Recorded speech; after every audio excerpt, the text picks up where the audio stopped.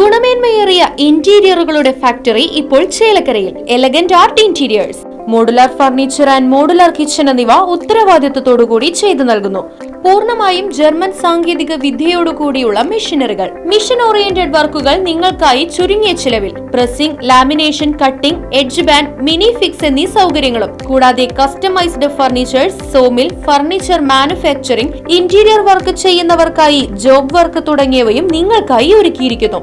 Interior ചെയ്യുന്നവർക്ക് 3D ഡ്രോയിങ്ങും, job work തരുന്നവർക്ക് കട്ടിംഗ് ലിസ്റ്റും പ്രൊഡക്ഷൻ ഡ്രോയിങ്ങും സൗജന്യമായി ചെയ്തു നൽകുന്നു. നിങ്ങൾ ഉപയോഗിക്കാൻ ഉദ്ദേശിക്കുന്ന മെറ്റീരിയൽ കണ്ട് ഫീൽ ചെയ്യാൻ കഴിയുമെന്നത് എലഗന്റ് ആർട്ട് ഇന്റീരിയേഴ്സിന്റെ മാത്രം പ്രത്യേകത. എലഗന്റ് ആർട്ട് ഇന്റീരിയേഴ്സ്, മുഗാരിക്കുന്ന, ചേലക്കര. ഫോൺ 6282853606.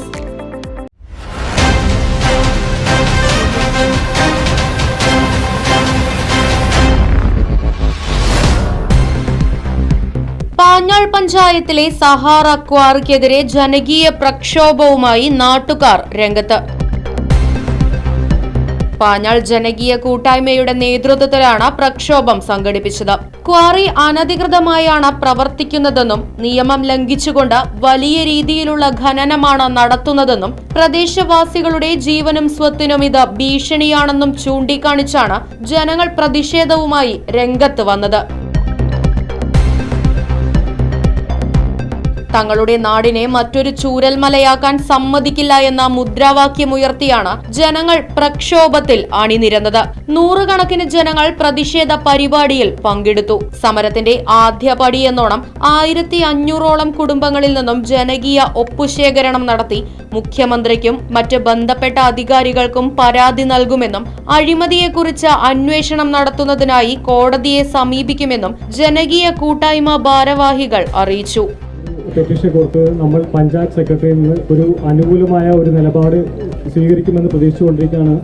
അത് നടന്നില്ലെങ്കിൽ ഞങ്ങൾ ഈ പറഞ്ഞ 1000-1500 ഒപ്പുകളുടെ അടുത്തുള്ള ശേഖരണം കൊണ്ട് ഞങ്ങൾ മുഖ്യമന്ത്രിക്കും കളക്ടറേറ്റിനും ജിയോളജിക്കും, അതില്ലാതെ ജിയോളജിയുടെ വിജിലൻസ് ഡിപ്പാർട്ട്മെൻറ്റും ഇത് കൈമാറുന്നതായിരിക്കും.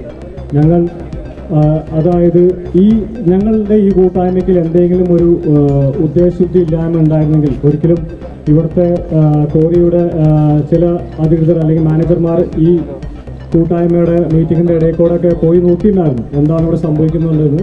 അവർ അത് നോക്കിയത് എന്തുകൊണ്ടാണ്? അവരുടെ ഭാഗത്ത് തെറ്റില്ലെങ്കിൽ അവർക്കിത് നോക്കേണ്ട കാര്യമില്ല. എന്താ വെച്ചാൽ അവരെല്ലാം ലീഗലായിട്ടാണ് കൊണ്ടു നടക്കുന്നതെങ്കിൽ അവർക്ക് എന്തിനും ഇങ്ങനത്തെ ഒരു കൂട്ടായ്മ ഭയക്കേണ്ട ആവശ്യമുണ്ട്? എന്തിനും ഒരു ജനങ്ങളുടെ കൂട്ടായ്മ അവർ പേടിക്കണം?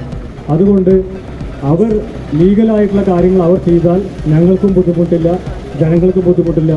അവർ മനസ്സിലാക്കണം, അവരുടെ വീട്ടിലെ കുട്ടികൾ, അവരുടെ വീട്ടിലെ മുതിർന്നവർ ഈ കോറിയുടെ ചുറ്റുമല്ല താമസിക്കുന്നത്. അവർ ഇവിടെ വന്ന് താമസിക്കുക, അല്ലെങ്കിൽ അവർ ഇതേ വായു അവർ ശ്വസിച്ചു തുടങ്ങിയാൽ അവരെ വീട്ടുകാർ തന്നെ പറയും, മക്കളെ നിങ്ങൾ എന്താണ് ചെയ്യുന്നതെന്ന്. അതിലേക്ക് അവർ നമ്മളോട് സഹകരിക്കുമെന്ന് പ്രതീക്ഷിക്കുന്നു.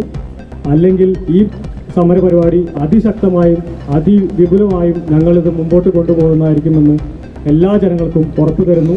ഇതിൽ ഒരു രാഷ്ട്രീയവും ഒരു മതമോ ഒരു ഉദ്ദേശശുദ്ധിയില്ലായ്മയില്ല. ആരും പല കോറിയുടെ പേരിൽ പലരും കാശ് മേടിച്ചു, അങ്ങനെ പല അപരാധങ്ങളും പറഞ്ഞു നടന്നിട്ടുണ്ട്. പക്ഷെ ഈ കോറിയുടെ ഈ സമരത്തിൻ്റെ മുമ്പിൽ നിൽക്കുന്ന ആരും ഇതിൻ്റെ കൂടെ എന്താ വെച്ചാൽ ഇതൊരു വ്യക്തിയോ ഒരു 2 വ്യക്തിയോ മാറി നിന്നു പോണ ഒരു സമരമല്ലാതെ ഇതൊരു ജനകീയ കൂട്ടായ്മയാണ്. വിനീത് താനിശ്ശേരി, ഉമ്മർ ദേശമംഗലം, സുകുമാരൻ ദേശമംഗലം, പ്രസാദ് ഇടശ്ശേരി, രജിക രാജേഷ്, ജയരാജ് കോട്ടയിൽ തുടങ്ങിയവർ സമര പരിപാടിക്ക് നേതൃത്വം നൽകി.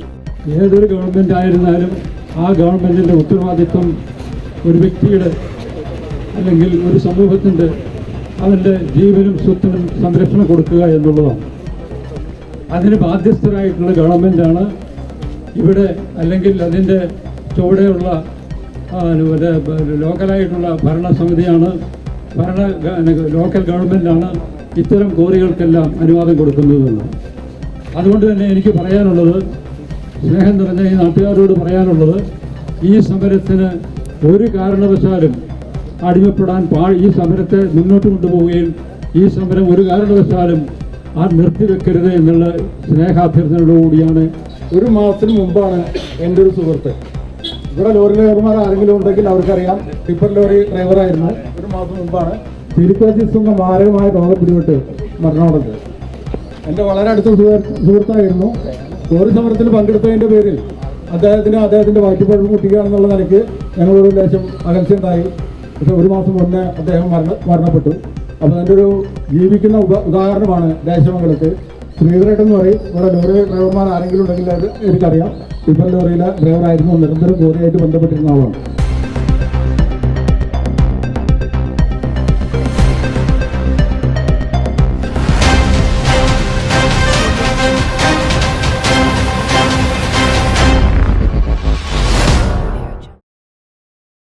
ആഘോഷങ്ങൾ അവസാനിച്ചാലും VM സൂപ്പർ വാല്യുവിൽ ഓഫറുകൾ അവസാനിക്കുന്നില്ല. ഒരു വീട്ടിലേക്ക് വേണ്ട എല്ലാ സാധനങ്ങളും ഒരു കുടക്കീഴിൽ. VM super value and digi world, Chelakkara, Mullurkara, Vazhakkode.